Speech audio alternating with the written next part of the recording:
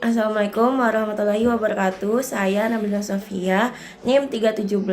Saya Syauliana Nadila dengan NIM 223. Kita hari ini akan menjelaskan terkait sistem peradilan pidana dalam perspektif viktimologi.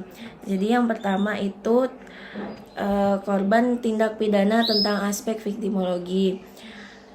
Pengembangan dan manfaat viktimologi adalah selaras dengan tata kehidupan masyarakat, yang mana viktimologi dapat dirumuskan sebagai suatu studi yang mempelajari masalah korban, penimbulan korban, serta akibat-akibat penimbulan korban, yang merupakan suatu masalah manusia sebagai kenyataan sosial. Yang dimaksud di sini dengan korban dan yang menimbulkan korban dapat berupa individu, suatu kelompok, korporasi swasta, dan pemerintah.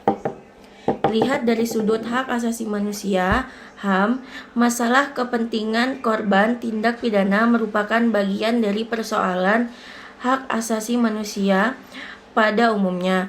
Prinsip universal sebagaimana termuat dalam The Universal Declaration of Human Rights 10 Desember 1948 dan The International Covenant on Civil and Political Rights 16 Desember 1966. 8. Mengakui bahwa semua orang adalah sama terhadap undang-undang dan berhak atas perlindungan hukum yang sama tanpa perlakuan atau sikap diskriminasi.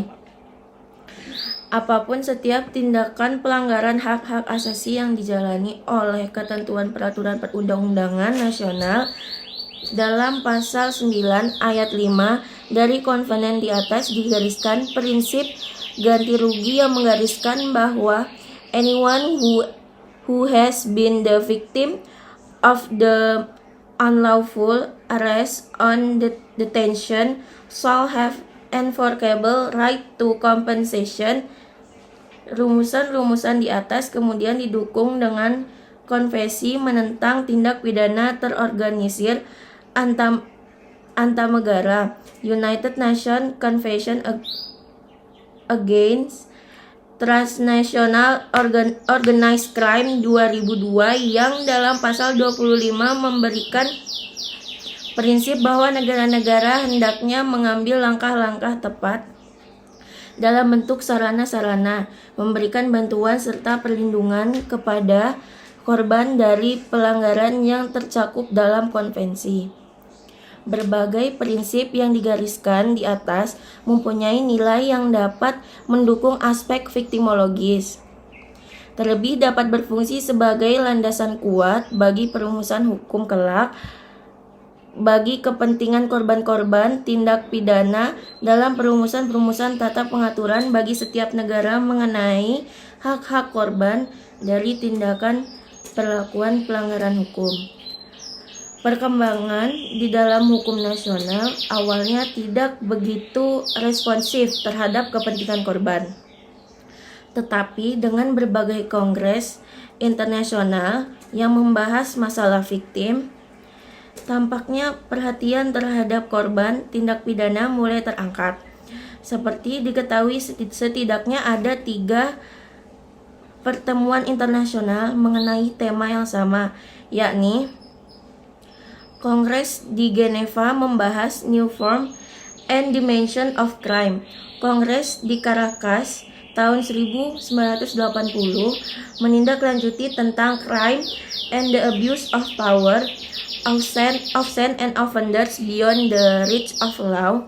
Lalu kemudian Kongres di Milan 1985 yang membicarakan victim of crime, which it connect to the new dimension of criminality and crime prevention in the context of development, convention and non-conventional crime, illegal abuse of economic and public power. Ketiga kongres internasional tersebut cukup banyak memperhatikan segi korban yang berkaitan dengan perkembangan baru tentang bentuk tindak pidana dan pembangunan hukum. Hal mana diperkirakan berkaitan dengan Declaration on Justice and a sentence for victim. Sehubungan dengan declaration tersebut, negara diharapkan untuk mengemban berbagai tanggung jawab memikirkan kompensasi seperti antara lain membuat program kompensasi bagi korban seperti program asuransi. Sementara itu, ada pandangan hukum gambaran tentang dasar alasan negara memberikan kompensasi pada prinsipnya bertolak pada A. Kewajiban negara melindungi warga negaranya, B. Kemungkinan ketidakmampuan pelaku tindak pidana memberi ganti rugi yang cukup, C. Sosiologi hukum berpandangan bahwa tindak pidana yang timbul, D. Adalah andil kesalahan masyarakat atau tindak pidana sebagai kandung masyarakat. Dalam pandangan tersebut di atas, perhatiannya masih merujuk pada si pelaku tindak pidana dan hak-hak korban belum dapat terrealisir sepenuhnya. Meskipun negara memberi kompensasi kepada korban, sementara hak-hak dari si pelaku masih dominan, pelaku yang dalam ketidakmampuan untuk mengganti kerugian material korban atas tindak pidana yang dilakukan oleh pelaku, melihat jangkauan sejauh hukum Indonesia dapat dijumpai sebagai kitab undang-undang hukum. Salah satu di antaranya adalah yang berasal dari zaman Majapahit, ialah yang disebut Perundang-undangan Agama. Dalam undang-undang ini terdapat pidana pokok berupa ganti kerugian atau panglisyawa atau patukusyawa. Perundang-undangan dari Majapahit tersebut apabila diteliti maka tampak adanya hubungan antara si pelaku dan korban sebagaimana beberapa contoh di bawah ini. Pasal 56. Jika seorang pencuri mohon hidup, maka ia harus menebus pembebasannya sebanyak 8 tali, membayar denda 4 laksa kepada raja yang berkuasa, membayar kerugian panglisyawa kepada orang yang kena curi dengan cara mengembalikan segala milik yang diambilnya 2 kali lipat.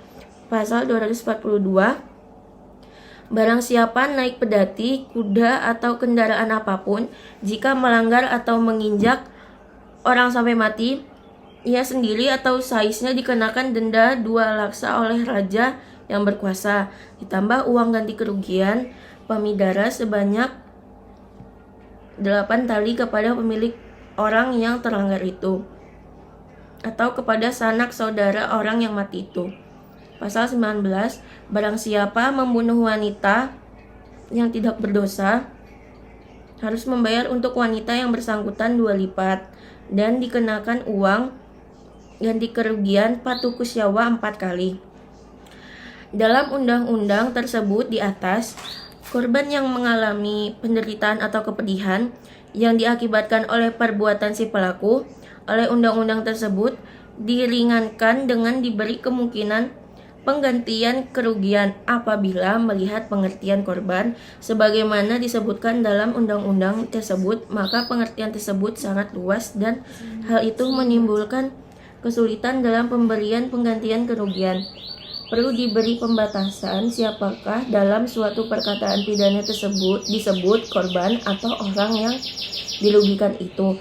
Menurut pendapat pakar hukum pidana Indonesia, penetapan orang yang dirugikan itu didasarkan atas azas-azas hukum perdata, dan kerugian itu ditimbulkan oleh perbuatan seseorang oleh hukum pidana disebut si pembuat dari suatu tindak pidana. Jadi dalam masalah ganti rugi dalam pidana harus dilihat dalam hubungan dengan 3 serangkai.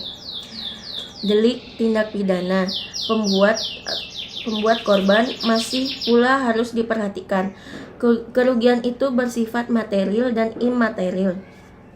Penggantian kerugian bersifat material tidak menimbulkan masalah. Tidak demikian dengan kerugian yang bersifat immaterial yang berupa kesusahan, kecemasan, rasa malu, dan sebagainya. Kerugian ini harus diganti dengan wujud uang. Dalam hukum perdata hal ini sudah biasa. Di situ dikenal apa yang disebut dengan duka. Disebut uang duka. Dimensi ganti rugi atas penderitaan korban dikaitkan dengan sistem restitusi yang dalam pengertian viktimologi adalah berhubungan dengan perbaikan atau restorasi atas kerugian fisik, moral, harta benda, dan hak-hak korban yang diakibatkan oleh tindak pidana. Karakter utama dari restitusi ini berindikasi bertanggung jawab pembuat atas tuntutan tindak restitutif yang bersifat pidana dalam kasus pidana, yang dalam pengertian viktimologi adalah berhubungan dengan perbaikan atau restorasi atas kerugian fisik, moral, harta benda, dan hak-hak yang diakibatkan oleh tindak pidana. Berbeda dengan kompensasi, bahwa kompensasi diminta atas dasar permohonan dan restitusi dituntut oleh korban agar diputus pengadilan, dan jika diterima, tuntutannya harus dibayar oleh pelaku tindak pidana itu. Karena hakikat perbedaan demikian masih belum direalisasikan dalam kenyataan, maka seringkali tidak ada bedanya antara kedua pembayaran itu. Karena yang terpenting perhatian terhadap korban lebih dulu, kemudian menyusul bentuk pembayaran atas kerugian korban. Baik, selanjutnya penjelasannya akan dilanjutkan oleh teman saya. Dalam perkembangannya tentang korban ini telah dituangkan dalam Undang-Undang Nomor 13 Tahun 2006 tentang Pelindungan Saksi dan Korban. Hal mana kepentingan korban dikuasakan pada suatu lembaga yang dibentuk oleh undang-undang, yakni Lembaga Pelindungan Saksi dan Korban, yaitu atau LPSK. Kepentingan korban melalui LPSK tersebut tertuang dalam Pasal 7 Undang-Undang Nomor 13 Tahun 2006 tentang Pelindungan Saksi dan Korban sebagai berikut.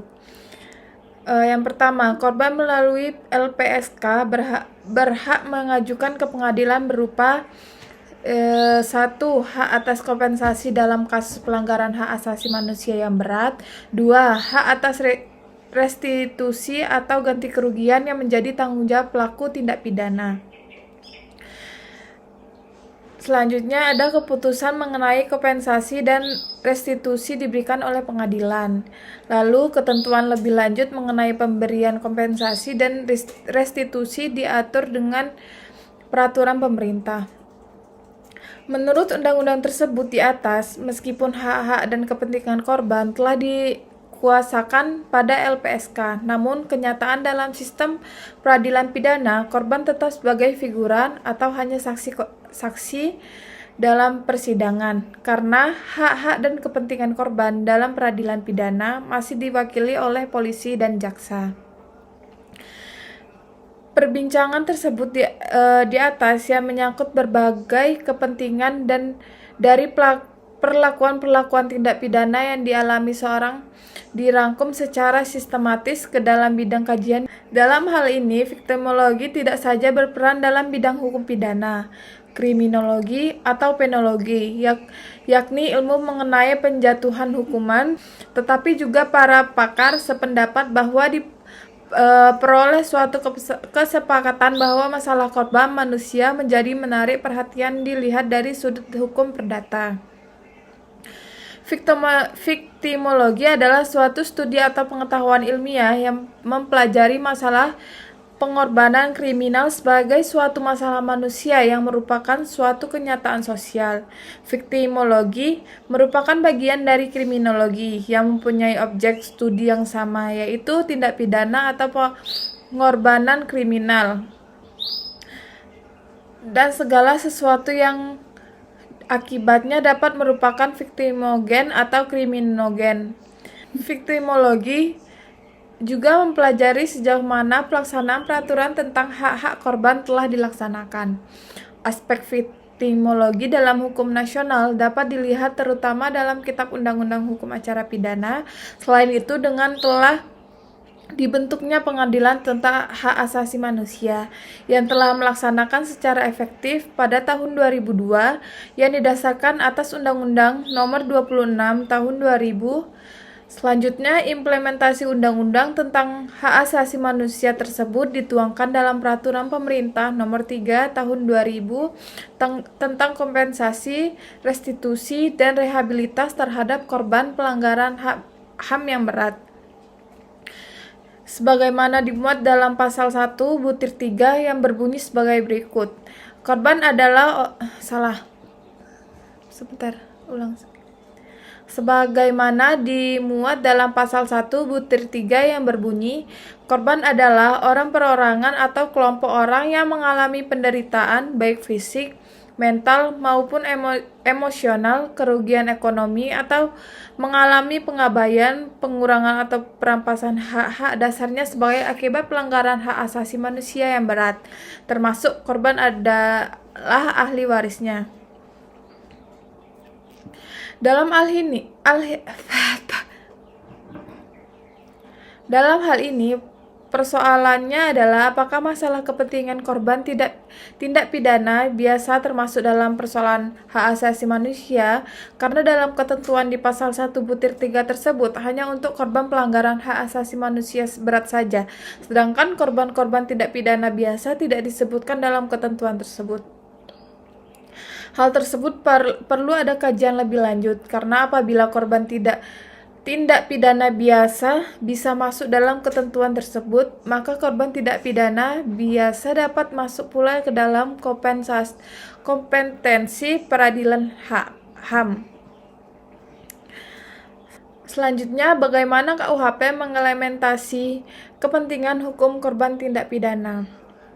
Melihat penjelasan sebelumnya, maka dapat dilihat bahwa pengertian korban adalah sangat luas. Untuk itu, dalam penjelasan ini perlu dibatasi tentang pengertian korban, yaitu yang dimaksud dengan korban dalam pembahasan ini adalah korban dalam pengertian sebagai akibat adanya tindak pidana. Posisi korban dalam praktek dapat dilihat dalam sudut pandang. Yang pertama, korban dilihat dari pembentukan hukum. Yang kedua, korban dilihat dari perilaku kriminal atau antisosial. Yang ketiga, korban dilihat dari dalam lingkup hak asasi manusia dan kesejahteraan sosial.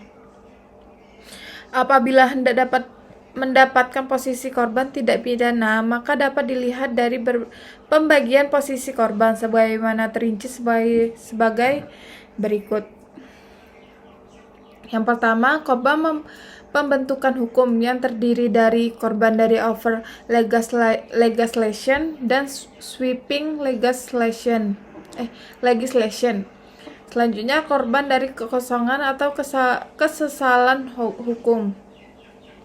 Yang kedua, ada korban perilaku kriminal atau antisosial. Korban dari crime against the person. Yang kedua itu korban dari against the property. Selanjutnya korban dari drug abuse. Selanjutnya korban dari sex offense. Korban dari with color crime. Korban dari new crime forms. Yang ketiga yaitu korban dari lingkup HAM dan kesejahteraan sosial. Korban pelanggaran HAM berat yang terdiri dari pelanggaran yang bersifat kriminal dan atau pula yang bersifat velusens. Korban pelanggaran berat. Selanjutnya ada korban dari pelanggaran HAM tidak langsung seperti keluarga, kelompok korban yang menderita tekanan jiwa atau kemiskinan. Selanjutnya korban pelanggaran kesejahteraan. Lingkup bahasan dalam kelompok di atas adalah mengenai korban dalam kelompok 2, yakni korban perilaku kriminal atau antisosial yang dapat diproses berdasarkan KUHP sebagai landasan operasional penyelenggaraan peradilan pidana. Ketentuan-ketentuan dalam hubungannya dengan aspek viktimologi di dalam KUHP secara relatif boleh dikatakan banyak. Apabila dicatat, maka pengetahuan KUHP dalam kaitannya dengan viktimologi dapat dilihat dalam pasal 1 ayat 10, ayat 22, pasal 81, pasal 82, ayat 3 dan ayat 4, pasal 95 ayat 1 hingga ayat 5, pasal 96 ayat 1, pasal 98 ayat 1, pasal 99 ayat 1, pasal 100 ayat 1, pasal 101, pasal 274, pasal 275 yang nuansanya lebih banyak menyangkut ganti rugi. Apabila kita cermati mengenai hak-hak korban yang tertuang di dalam KUHP, maka didapat pengetahuan hak-hak bagi korban sebagai minim sebagai dibandingkan dengan pengaturan tentang hak-hak pelaku tindak pidana, tersangka, terdakwa, ataupun terpidana. Perlindungan hukum lebih banyak di luar untuk pelaku tindak pidana sebagaimana tampak dalam berbagai pasal tersebut di atas dibandingkan dengan kepentingan korban yang mengalami penderitaan dari perbuatan pelaku tindak pidana. Jika kita mencatat hak-hak korban yang ada dalam KUHP, maka terdapat hanya 4 aspek, yaitu yang pertama, hak untuk melakukan kontrol terhadap tindakan penyidik dan penuntut umum, yakni hak mengajukan keberatan atas tindakan penghentian penyidikan atau penuntutan dalam kapasitasnya sebagai pihak ketiga yang berkepentingan. Ini diatur dalam pasal 109 dan pasal 140 ayat 2 KUHP. Yang kedua, hak korban dalam kedudukannya sebagai saksi sebagaimana dijumpai dalam pasal 168 KUHP. Hak bagi keluarga korban dalam hal korban meninggal dunia untuk mengizinkan atau tidak atas tindakan polisi melakukan bedah mayat atau penggalian kubur untuk otopsi. Yang ketiga, hak bagi keluarga korban dalam hal korban meninggal dunia untuk mengizinkan atau tidak atas tindakan polisi melakukan bedah mayat atau penggalian kubur untuk diotopsi. Hak demikian diatur dalam pasal 134 sampai 136 KUHP. Yang keempat, hak menuntut ganti rugi atas kerugian yang diderita dari akibat tindak pidana dalam kapasitasnya sebagai pihak yang dirugikan dapat dijumpai dalam pasal 98 sampai dengan pasal 101 KUHP. Eksistensi dalam posisi hukum korban tindak pidana dalam sistem peradilan pidana ekstensi dalam posisi hukum korban tidak pidana dalam sistem peradilan pidana tidak menguntungkan bagi korban tidak pidana karena terbentur dalam problem yang mendasar, yakni korban hanya sebagai saksi atau pelapor atau korban. Korban tidak termasuk dalam bagian dari unsur yang terlibat dalam sistem peradilan pidana. Tidak sebagaimana terdakwa, polisi dan jaksa. Hal tersebut berakibat bagi korban tidak pidana tidak mempunyai upaya hukum apabila ia keberatan terhadap suatu putusan pengadilan. Misalnya banding atau kasasi apabila putusan pengadilan yang dipandang tidak adil atau merugikan dirinya. Uraian di atas menunjukkan bahwa masalah kepentingan korban tindak pidana masih saja mendapat tantangan dari sudut mekanisme peradilan pidana karena pembuatan undang-undang kebijakan legislatif sangat dipengaruhi oleh keinginan aliran dalam masyarakat yang ingin lebih memprioritaskan pelindungan hak asasi manusia pelaku tindak pidana sehingga melupakan asas keseimbangan dan pengayoman yang menjadi prinsip dasar dari filsafat hukum Pancasila. Mungkin itu saja yang bisa kita sampaikan, kurang dan lebihnya mohon maaf. Assalamualaikum warahmatullahi wabarakatuh.